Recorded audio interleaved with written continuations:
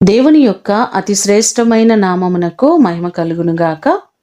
ఈ ఉదయకాలము మీకందరికీ వందనాలు తెలియచేస్తున్నాను. ఈ దినము మిమ్ములను బలపరచు దేవుని మాట. అల్పులు కాకుండా వారిని నేను ఘనులుగా చేసెదను. ఇర్మియా గ్రంథము 30వ అధ్యాయము 19వ వచనం. మన దేవుడు మనలను ఘనమైన స్థితిలో ఉంచేవారు.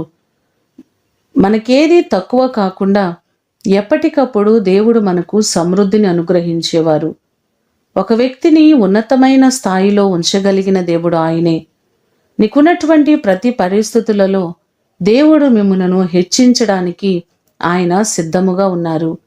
కీర్తనలు 91వ కీర్తన 14వ చరణంలో చూస్తే, అతడు నా నామమును ఎరిగినవాడు గనుక నేనతన్ని ఘనపరిచెదనని బైబిల్ మనకు సెలవిస్తుంది. మనము దేవుని ఎరిగి ఆయనపై ఆధారపడినట్లయితే ఆయన ఘనమైన స్థితిలో ఉంచుతారు. ఈ మాటలు వింటున్న మీరందరూ అన్ని విషయాలలో ఘనమైన స్థితిలో ఆశీర్వదించబడుదురుగాక. ప్రార్థన చేసుకుందాం. మమ్మలను మిక్కిలిగా ప్రేమించిన మా ప్రియ పరలోకపు తండ్రి, మీ పాదములకు వందనాలు, స్తోత్రాలు. ఘనమైన స్థితిలో మీరు ఒక వ్యక్తిని నిలబెట్టగలిగిన దేవుడవు. దేవా, నీవు మాత్రమే ఆశీర్వదించగలిగిన దేవుడవు ప్రభువా. ఆ ప్రియులెల్లరినీ జ్ఞాపకం చేసుకొని ప్రతి వారిని మీరు ఘనమైన స్థితిలో ఉంచండి.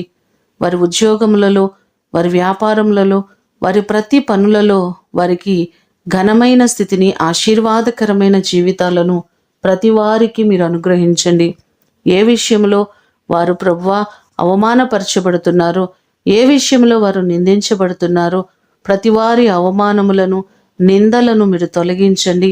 అన్ని విధాలుగా వారిని ఘనులుగా మీరు చేయండి. ఈ దినము కొరకు వందనాలు, కృతజ్ఞతలు తెలియచేస్తూ యేసు అతి శ్రేష్టమైన నామమున అడిగి వేడుకొని పొందియున్నాము తండ్రి.